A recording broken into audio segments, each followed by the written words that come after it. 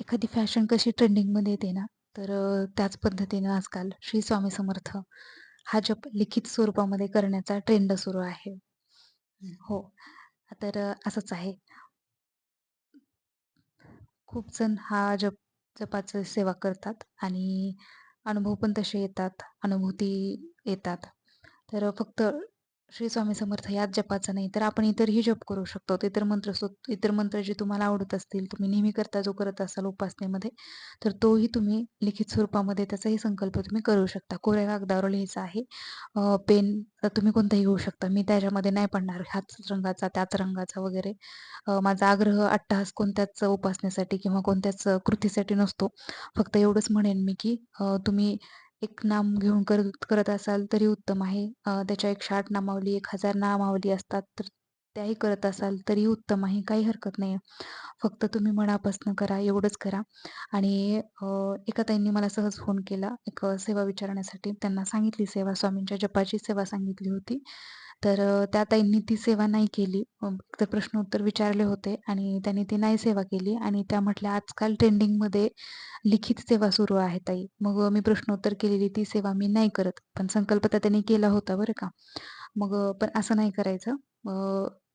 एखाद्या व्यक्तीने सांगितले म्हणून ते करायचं नाहीये. पण तुम्ही तो प्रश्नोत्तर करताना तुम्ही तो संकल्प केलेला आहे आणि कोणतंही का असेना नावच आहे ना तो का ट्रेंडिंगमध्ये आता सध्या लिखित सेवा आहे म्हणून लिखित सेवा सगळेजण करत आहेत. म्हणून तुम्ही जपसेवेला आता मूल्य देणार नाही व त्याला महत्त्व देणार नाही किंवा ते येणार नाही असं नाहीये ना.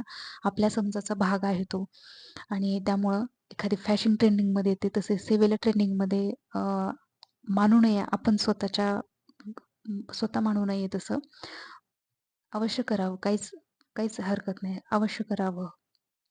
परंतु एखाद्या गोष्टीला मग मागच्या एखाद्या गोष्टीला आपण त्याला कमी लेखू नये, एवढंच म्हणायचं आहे. तेही स्वामींचंच नाव आहे. आपण जपसेवेत करणार आहोत आणि हेही स्वामींचंच नाव घेणार आहोत आपण, आहे की नाही? फक्त महिलांनी जरा विचार करताना थोडंसं थोडंसं भान ठेवावं, की आपण काय करतोय बाबा? आपण कोणत्या गोष्टीबद्दल बोलतोय? कोणत्या गोष्टीबद्दल मत व्यक्त करतोय? याबद्दल थोडंसं लक्ष द्यावं. श्री स्वामी समर्थ. आणि नामजपाला कलियुगामध्ये नामजपाला अत्यंत महत्त्व आहे.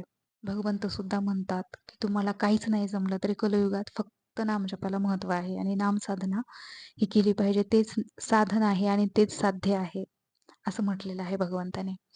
असो, तर श्री स्वामी समर्थ हा जप तुम्ही अवश्य करू शकता आणि लिखित स्वरूपात किंवा जपस्वरूपात तुम्हाला जसं आवडेल तसं त्या पद्धतीनं तुम्ही करू शकता. फक्त मनोभावे करा आणि एखादी गोष्ट करताना मागच्या गोष्टीला खोडून काढू नका एवढंच.